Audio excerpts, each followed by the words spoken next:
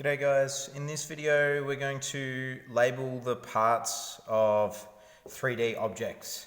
3D objects in maths have some funny names. So here is a cube, it's quite large. I'm just trying to sort of fit it in the camera, but yeah, I'm happy it shows up in the camera all right there. Okay, the first name that I'm gonna look at is face, this one. Face can face something, so I'm going to mark this side of the cube. It can face the camera, or it can face to the right hand side, or it can face, this direction or whatever. So the face is a flat surface of a 3D object. Flat surface of a 3D object. I will mention that on this is a cylinder. It has a curved surface around here, and that is also just one face. So this is one continual face right the way around the cylinder. So I thought that was mentioned. So worth mentioning. It doesn't matter if it's curved or perfectly even. It is still a face. Okay. A vertice is a fancy name for a corner. So on this cube here, I've got a vertice here, or a vertice here, here. So one definition I'll give is a fancy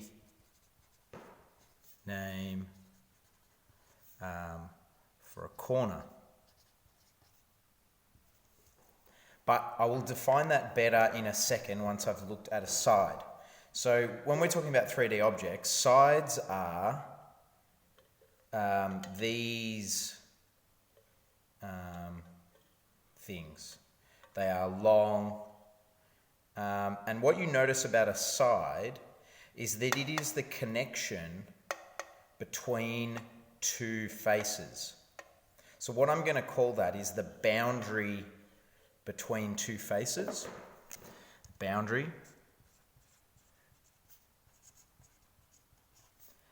between two faces. So if we come and look at the cylinder again as an example, here is one face, this long continual face that I mentioned before, and on the top here is another face. So this is a side because it is the boundary between this face and this face. So yeah, this is a side. Now what I'm going to do is I'm going to come back to this definition of vertice, and vertice I'm going to describe in terms of sides.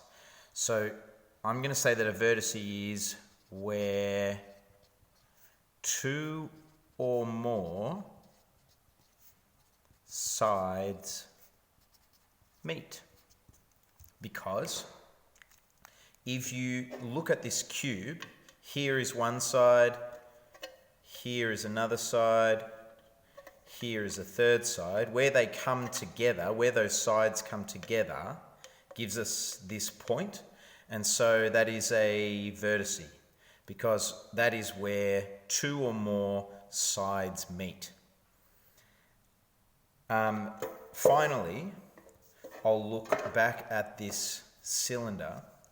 The cylinder, I'm looking for where two or more sides meet. There is one side at the top of the cylinder up here. There is another side on this cylinder at the bottom here. But those two sides never meet each other. And so if we use this definition, where a vertice is where two or more sides meet, then the cylinder has no vertices.